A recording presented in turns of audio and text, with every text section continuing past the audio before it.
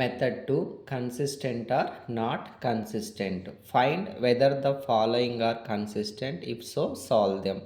X plus y plus 2z equal to 4, 2x minus y plus 3z equal to 9, 3x minus y minus z is equal to 2. So given equation write in the matrix form. A is equal to ఇక్కడ ఉన్నటువంటి ఈక్వేషన్లో ఉన్నటువంటి XYZ coefficients రాసుకోవాలి. X coefficient 1, y coefficient 1, z coefficient 2. Second equation 2 minus 1 3. Third equation 3 minus 1 minus 1. Next capital X is equal to ఇందులో ఉన్నటువంటి variables X why Z దీని values మనం find out చేయాలి. B is equal to యువతలు ఉన్నటువంటి values అంటే ప్రతి ఈక్వేషన్లో RHS side ఉన్న వాల్యూస్ని బీతో ఇండికేట్ చేస్తారు. 4 9 2 ఇవి B matrix. Next you have to form augmented matrix. So augmented matrix is nothing but A and బిని కలిపి ఒకే మ్యాట్రిక్స్లో రాయడాన్ని అగ్మెంటెడ్ మ్యాట్రిక్స్ అంటాము. A and B. First A matrix 1 1 2, 2 minus 1 3, 3 minus 1 minus 1. B elements వచ్చేసి 4 9 2. దీన్ని ఆగ్మెంటెడ్ మ్యాట్రిక్స్ అంటాం.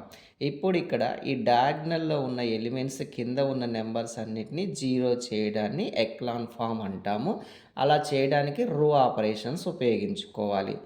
R1 R2 R3. So first డయాగ్నల్లో ఉన్న ఎలిమెంట్ 1ను ఉపయోగించుకొని దాని కింద ఉన్న ఈ రెండు నెంబర్లను మనం జీరో చేసుకోవాలి.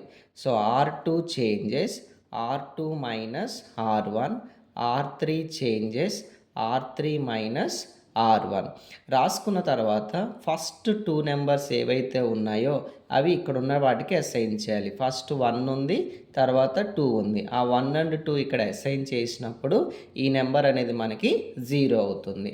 నెక్స్ట్ ఇక్కడికి వెళ్ళినప్పుడు ఇందులో R2 లేదు కాబట్టి దాన్ని క్లోజ్ చేసుకోవాలి. అప్పుడు ఇక్కడ ఉన్న నెంబర్లు మనకి 1 అండ్ 3 కాబట్టి ఇక్కడ 1 రాసుకోవాలి, ఇక్కడ 3 రాసుకోవాలి. అప్పుడు ఆ నెంబర్ అనేది మనకి 0 అయిపోతుంది. సో ఈ ఆపరేషన్ మనం ఇక్కడ సైడ్కి అప్లై చేద్దాం.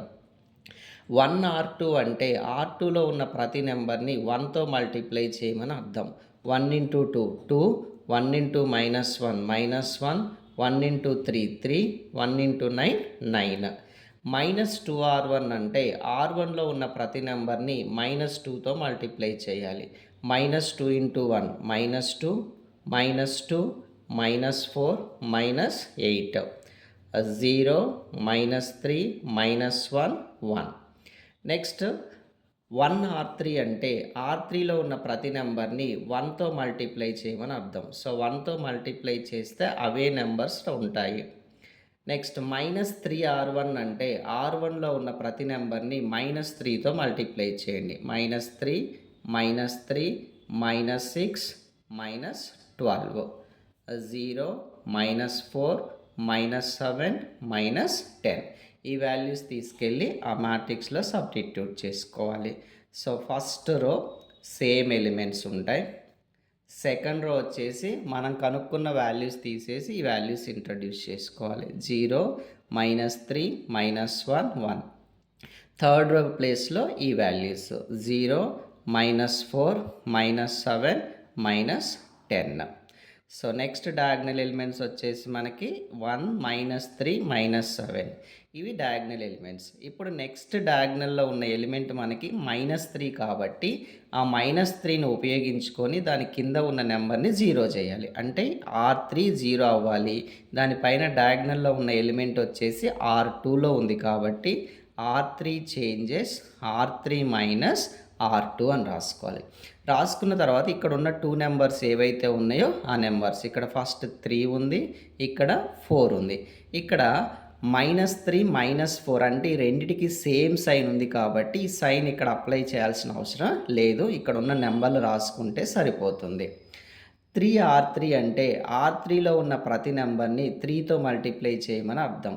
3 into 0 0, 3 into minus 4 minus 12, 3 into minus 7 minus 21, 3 into minus 10 minus 30.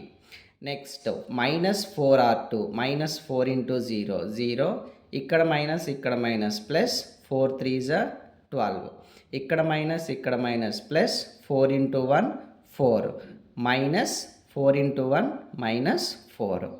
So 0 0 -17 -34. ఇప్పుడు ఈ ఎలిమెంట్స్ తీసుకెళ్ళి థర్డ్ రోలో సబ్స్టిట్యూట్ చేయాలి. కాబట్టి first row elements as it is ఉంటాయి.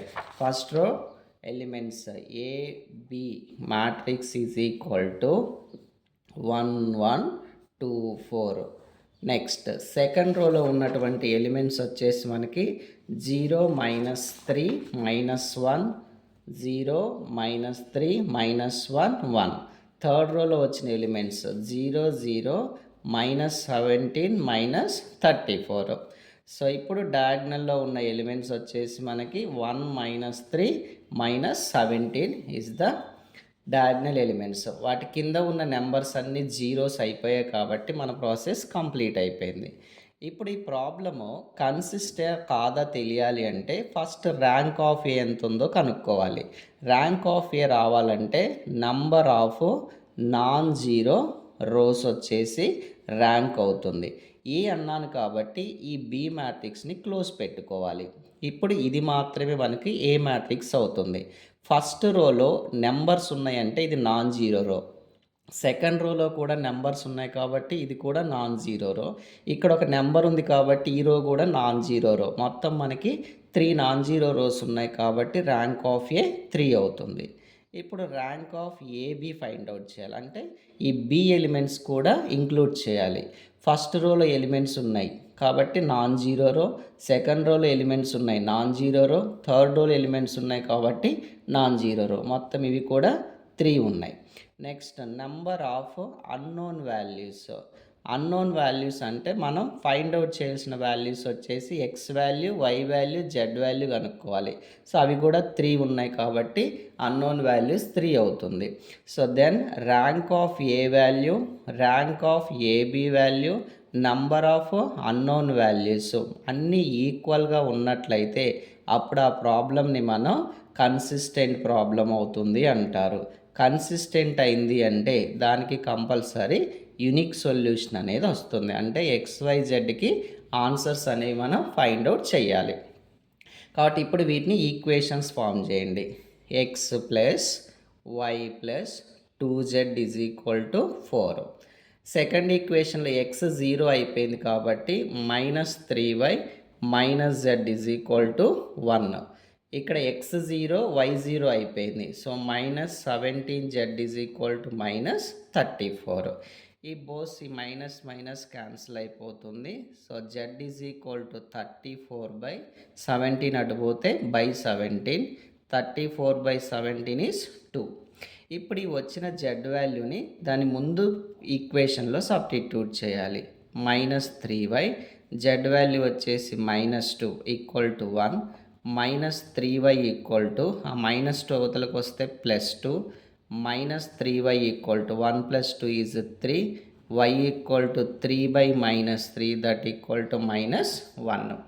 ఈ రెండు వాల్యూస్ ఫస్ట్ ఈక్వేషన్లో సబ్స్టిట్యూట్ చేయండి. x plus y value -1, 2 into z value 2 equal to 4. x plus into minus 2 2s 4. So x 4 minus 1 is 3. Then x is equal to 4 minus 3 equal to 1. Therefore x equal to 1, y is equal to -1, z is equal to 2. This is the solution of the given consistent problem.